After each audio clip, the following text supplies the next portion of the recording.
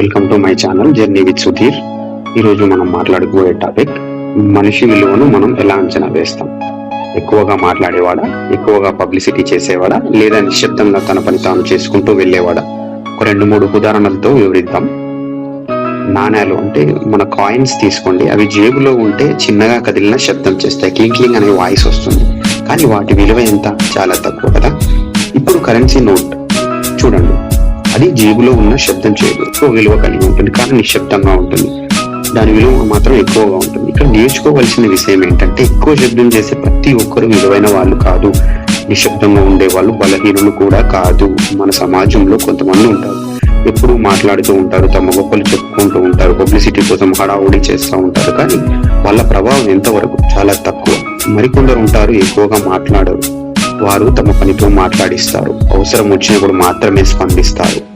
వారి శక్తి, వారి విలువ మాటల్లో కాదు, వారి పనిలో ఉంటుంది.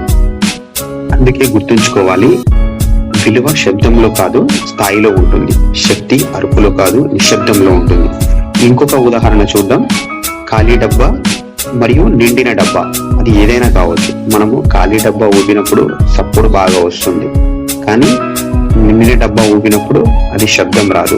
అలాగే ఎవరికైతే నాలెడ్జ్ ఉంటుందో వారు నిశ్శబ్దంగా ఉంటారు, కానీ వారి స్థాయి ఎక్కువ శబ్దం చేస్తుంది. నిండిన వ్యక్తిత్వం నిశ్శబ్దంగా ఉంటుంది. ఇంకొక ఉదాహరణ చూద్దాం. చిన్న వాగు మరియు లోతైన నది. చిన్న వాగు చాలా శబ్దం చేస్తూ ప్రవహిస్తూ ఉంటుంది, లోతైన నది నిశ్శబ్దంగా ప్రవహిస్తుంది. అలాగే లోతైన ఆలోచనలు ఉన్న వ్యక్తులు ఎక్కువగా మాట్లాడరు, కానీ వారిలో లోతు ఎక్కువగా ఉంటుంది. అలాగే కొత్తగా పెట్టిన చెట్టు కానీ, ఇంకొక ఉదాహరణ, పెద్ద చెట్టు ఉన్న చెట్టు కానీ చూసుకున్నట్లయితే, కొత్త చెట్టుకు గాలికి ఊగుతూ ఉంటుంది, శబ్దం చేస్తుంది. పెద్ద చెట్టు చాలా నిలకడగా ఉంటుంది. అలాగే అనుభవం వచ్చిన కొద్ది నిశ్శబ్దం పెరుగుతూ ఉంటుంది. మౌనం అర్థం లేనిది కాదు, చేత కానిది అంతకన్నా కాదు. మౌనం అనేది ఎన్నో జవాబులు తాగిన ప్రళయం. ఎక్కువగా మాట్లాడేవాడు గొప్పవాడు కాదు, అవసరమైనప్పుడు మాట్లాడేవాడి నిజమైన శక్తిమంతుడు. కాయిన్స్ శబ్దం చేస్తాయి, నోటు విలువ చూపిస్తుంది. అలాగే మనుషులు కూడా అంతే. కొంతమంది శబ్దం చేస్తారు, ఇంకొంతమంది చరిత్ర సృష్టించడంలో ఉంటారు.